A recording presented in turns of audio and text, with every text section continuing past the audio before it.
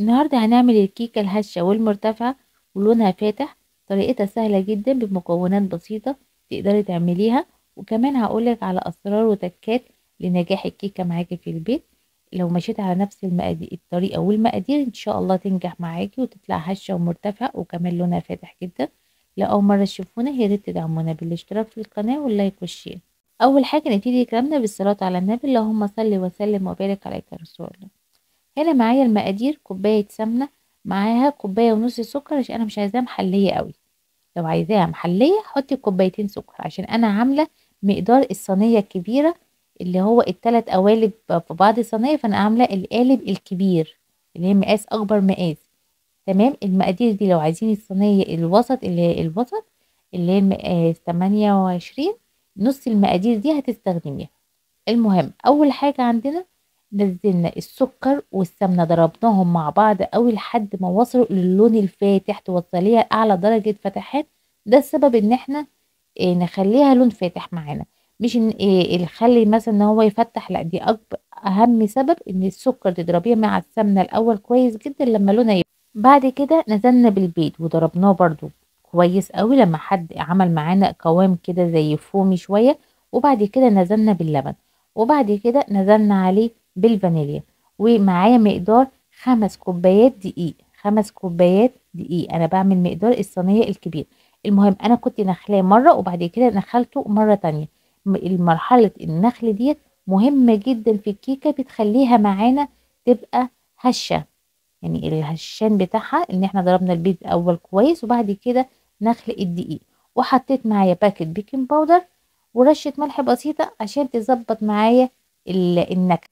هنخل كمية الدقيق كلها اللي معايا اللي هما 5 كوبايات. لو انا هعمل المقاس صغير يبقى هستخدم كوبايتين ونص، وهحط عليهم باكت بيكنج باودر. وابتدي بقى اقلب الدقيق كويس جدا وادخلهم مع بعض لما يتجانسوا. وما استخدمش في المرحله دي المضرب الكهربائي، استخدم المضرب اليدوي. المهم ان احنا نقلبها من بره لجوه لحد ما نوصل للقوام المظبوط بتاع العجينه. عجينه الكيكه اللي هو القوام ده اللي انتوا شايفينه ده قوام العجينه الصحيح.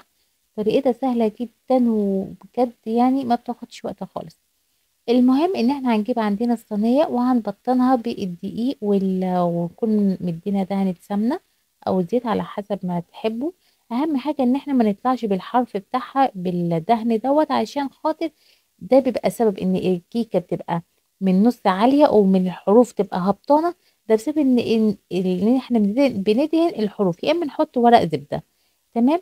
بس كده انا عملتها، بس طلعت فرغتها من الهواء ودخلتها الفرن على حرارة 200 لمدة 50 دقيقة، وطلعت بجد خطيرة.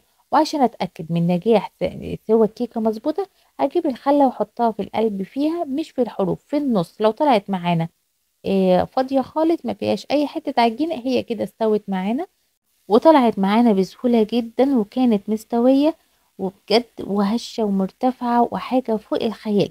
طريقتها سهلة جدا ومقاديرها سهلة جدا ومبسطة خالص تقدري تعمليها. هنقول المقادير تاني: معانا 5 كوبايات دقيق، معاهم كوبايتين لبن حليب دافي، فرق جدا الحليب الدافي في طعمها. وكمان معانا 4 بيضات، باكت بيكنج باودر، رشة ملح وفانيليا، والسكر كوباية ونص، ولو عايزاها محلية زوديها. أنا عارفة مقادير العجينة مع الكيكة 7 حاجات، أنا حافظاها كده. العجينة الكيكة 7 حاجات. المهم شوفوا الهشام بتاعتها، طريقتها سهلة جدا وبسيطة جدا. ولو ماشيين على نفس التكات بتاعتها والمقادير بتاعتها إن شاء الله تطلع معانا هشة ومرتفع وما تفشلش مننا تاني. لو عجبكم الفيديو والطريقة ما تنسيش تدعمونا بالاشتراك في القناة واللايك والشير. السلام عليكم.